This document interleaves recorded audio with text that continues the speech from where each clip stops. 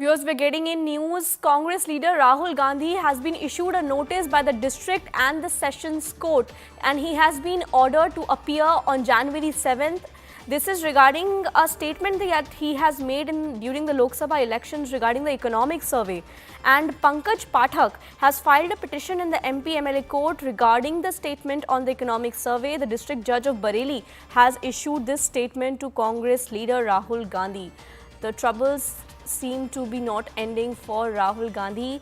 He has been issued a notice from the Bareilly District and Sessions Court, and he has been asked to appear on January 7, 2025, and this is regarding the statement that he made during the Lok Sabha elections regarding the economic survey. Pankaj Pathak had filed a petition in the MP MLA court regarding the statement on the economic survey, and now he has been asked to appear. We'll be getting you more updates on this news.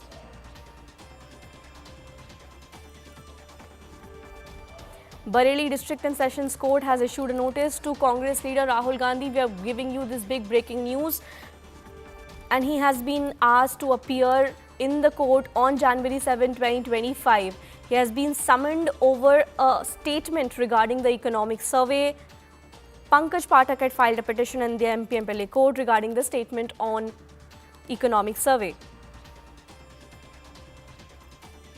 And now the district judge of Bareilly has issued this notice to Rahul Gandhi. Trouble seems to be not ending for Rahul Gandhi. FIR was also registered against him earlier regarding the parliament altercation case, and now this.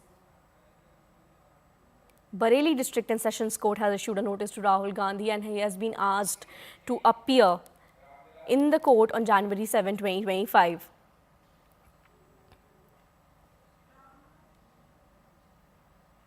Ramvilas ji हमारे साथ जुड़ रहे हैं। रामविलास जी, हमें बताइए ये क्या case है और बरेली डिस्ट्रिक्ट और सेशंस कोर्ट ने उनको समन किया राहुल गांधी को?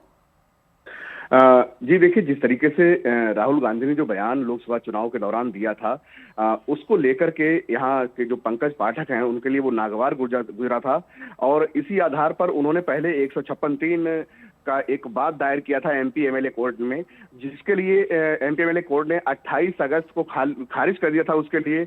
और इसके बाद जो पंकज पाठक जी हैं, राजेश पाठक जी को क्षमा करें, उन्होंने उसके लिए जो था अपील की थी डिस्ट्रिक्ट जज के यहाँ। डिस्ट्रिक्ट जज ने उस अपील को स्वीकार कर लिया है और उस जो अपील के आधार पर जो है राहुल गांधी को नोटिस जारी किया है, जिसके लिए अब 7 जनवरी की तारीख मुकर्रर की गई है, और इसमें राहुल गांधी को खुद आकर के पेश होना होगा और अपना जवाब दाखिल करना होगा। जी रामविलास जी, आप हमें एग्जैक्ट बता सकते हैं कि वो कमेंट क्या था जिसकी वजह से उनको समन किया गया है?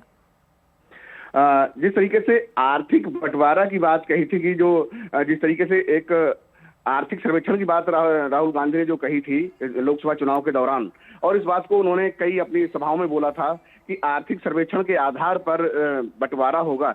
इसके लिए माना गया था उस वक्त की एक खास समुदाय को अपनी ओर आकर्षित करने के लिए राहुल गांधी ने यह बयान दिया है आर्थिक सर्वेक्षण का, क्योंकि जनसंख्या के आधार पर ही उन्होंने बंटवारे की बात कही थी कि जिसका जो पैसा जो है सबको बराबर दिया जाएगा। आर्थिक सर्वेक्षण की बात उन्होंने कहा था, तो इसी को लेकर के जो पाठक जी हैं उनको ये बात नागवार गुजरी, और उन्होंने एमपी एमएलए कोर्ट बरेली में इसका वाद दायर किया था इसको लेकर के, जिसके लिए एमपी एमएलए कोर्ट ने खारिज कर दिया। और उसके बाद जो पाठक जी हैं उन्होंने जो जिला और सत्र न्यायालय बरेली का है वहां पर अपील की, उस अपील के आधार पर उनके लिए नोटिस जारी किया गया।